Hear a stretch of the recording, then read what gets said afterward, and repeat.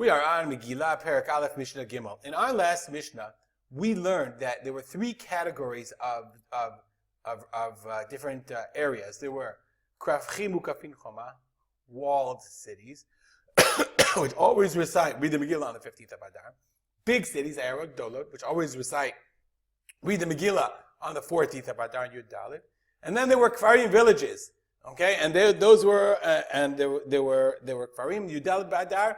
The people from the Krachim, from the area, Kfarim were like towns. The people from the Krachim, okay, from the villages, from the outer areas, okay, they would come into these Kfarim.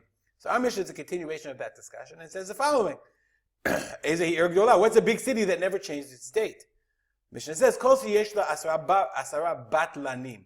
Anyone who has any city that has 10 batlanim. Levatel means to sit around and do nothing. So what is a batlanim? What is a batlan?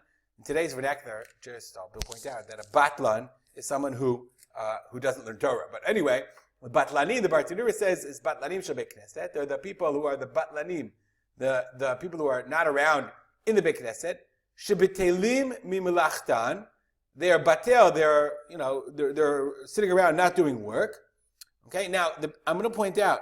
The Kahati quotes the Ran and says that they're always available to daven. Okay, but the Bartanura adds, Nizoni Mishel Tzibur. They are paid by the community. Kedei liot mitziyum tamid b'shat tefillah. So there will always be someone there for davening. B'veit HaKnesset.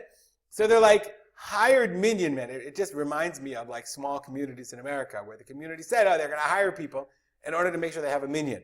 Now, Batlanim, if he sounds like to me, really interestingly, it sounds like to me, Batlanim are people that the Ran said that were mitzuyim tamid, always available, meaning they were wealthy enough that they didn't have to work and they could make it to minyan. They're always available for minyan.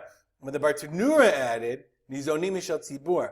It would be an interesting study to see, the Ran doesn't have that. The Meiri doesn't have that. It'd be interesting to see the development of this idea of paid minyan members over time. Nonetheless, if a city has asara batlanim, 10 batlanim, then it's a big city, and they always read the Megillah on the 14th.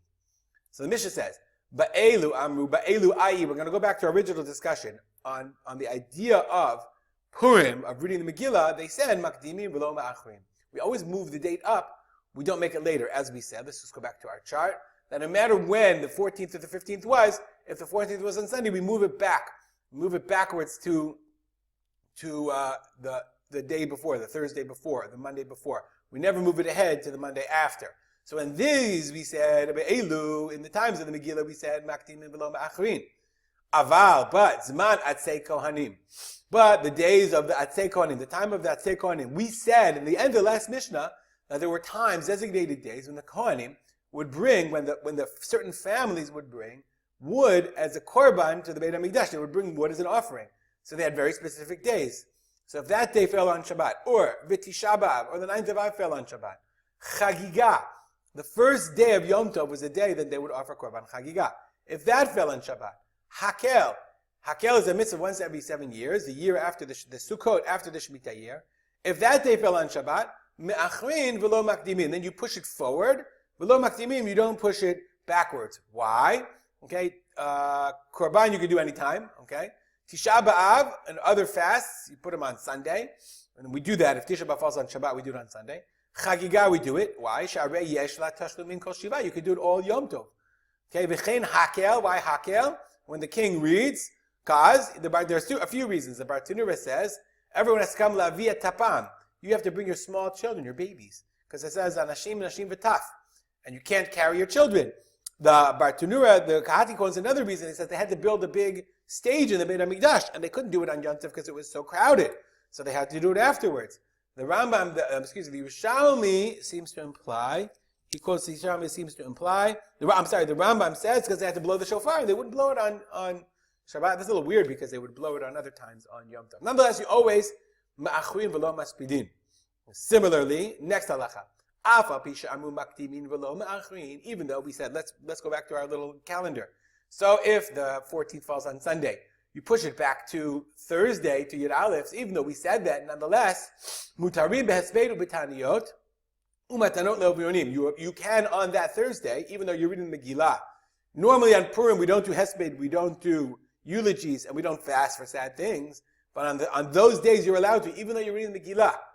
Matanot le'evyonim, the classic understanding is that you could also do matanot le'evyonim on that day. On this Thursday before, you can offer matanot le'evyonim.